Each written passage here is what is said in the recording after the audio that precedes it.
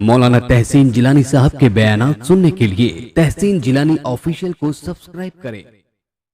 हज़रत इस्माइल अलैहिस्सलाम से हज़रत इब्राहीम अलैहिस्सलाम ने फरमाया, बेटा तुझे कुर्बान करने का हुक्म हुआ है। हज़रत इस्माइल अलैहिस्सलाम अर्ज़ करने लगे, अब्बा फिर तो मुझे जल्दी कुर्बान कीजिए, फिर देर किस बात की। बहुत अच्छा सौदा है, आपके बदले में अल्लाह ताला मिल जाएगा और इस दुनिया के बदले में मुझे जन्नत मिल जाएगी। बहुत अच्छा सौदा है। लेकिन अब्बा मेरी माँ वो मुझे याद करके बहुत रोएगी, तो आप ऐसा करें अपना कुर्ता निकाला और कहा मेरा कुर्ता मेरी माँ को दे देना। वो जब रोएगी तो मेरा कुर्ता देख लिया करेगी और मेरा कुर्ता देख के उसे सुकून हासिल हो जाएगा, उसे सुकून मिल जाएगा।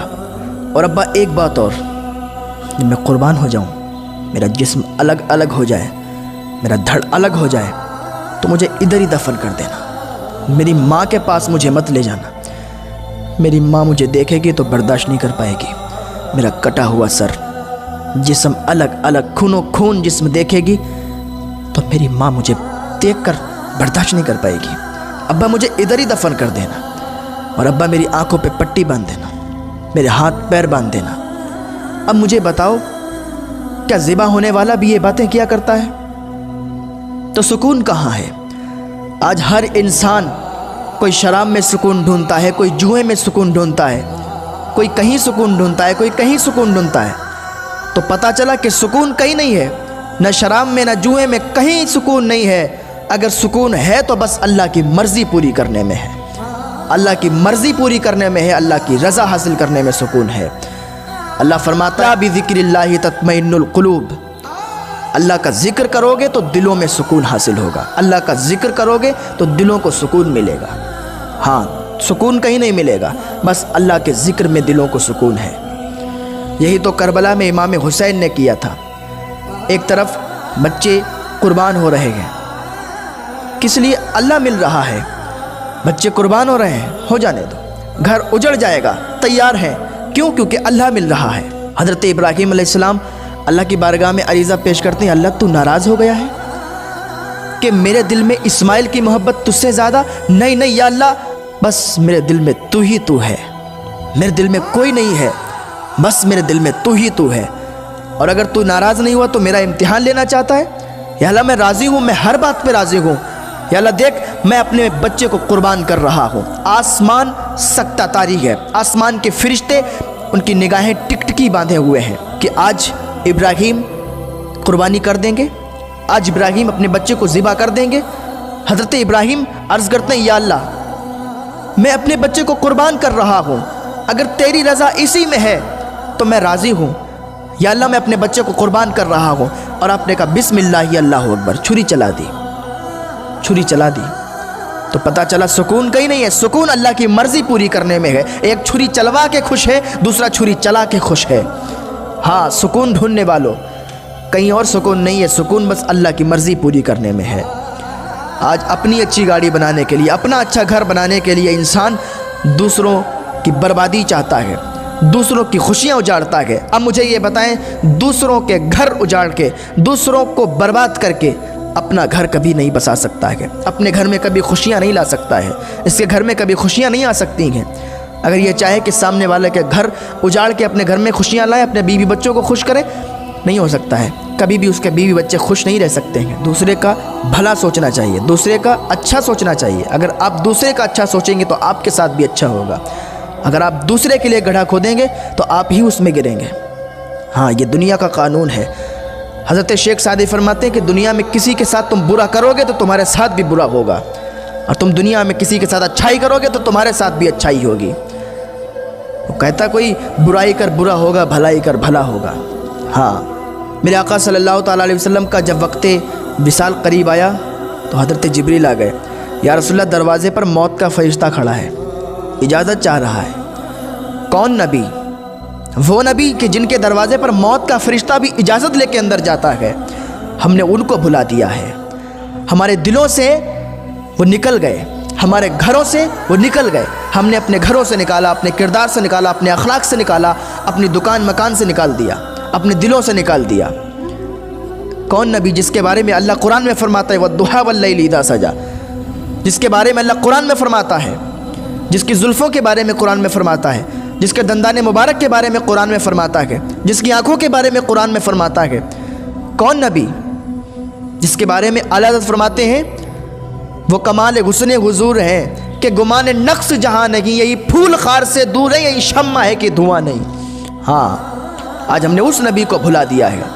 हज़रत जिब्रील अर्ज़ करते या रसूलल्लाह, मौत का फ़रिश्ता दरवाज़े पर खड़ा है, आपने इजाज़त दे दी। मौत का फ़रिश्ता अंदर आया, अस्सलाम या रसूल अल्लाह।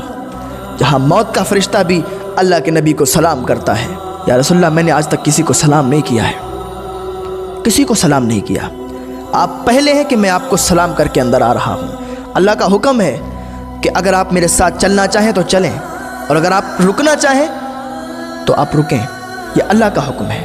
हज़रत जिब्रील से हुज़ूर सल्लल्लाहु ताला अलैहि वसल्लम ने फरमाया, जिब्रील क्या कहते हो? जिब्रील अर्ज़ करते हैं, या रसूलल्लाह, अल्लाह आपसे मिलने के शौक़ में है। हुज़ूर सल्लल्लाहु ताला अलैहि वसल्लम ने हज़रत जिब्रील से फरमाया, जिब्रील जाओ अल्लाह की बारगाह में और पूछो कि मेरे बाद मेरी उम्मत के साथ मेरा अल्लाह क्या करेगा।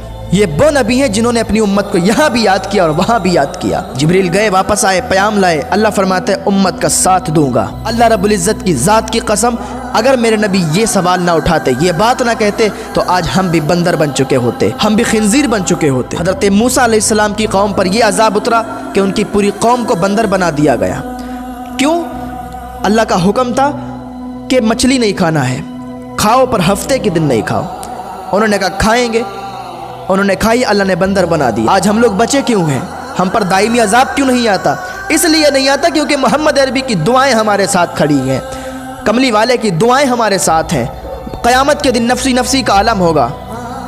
अम्बिया औलिया सब नफसी नफसी।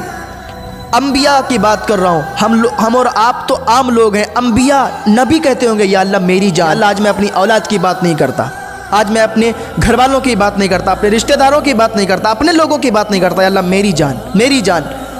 जब सब नफसी नफसी नफसी नफसी का माहौल होगा और इसी माहौल में एक आवाज़ आएगी, उम्मती उम्मती उम्मती उम्मती की आवाज़ आएगी, सबके कान खड़े हो जाएंगे। ये कौन कहता है?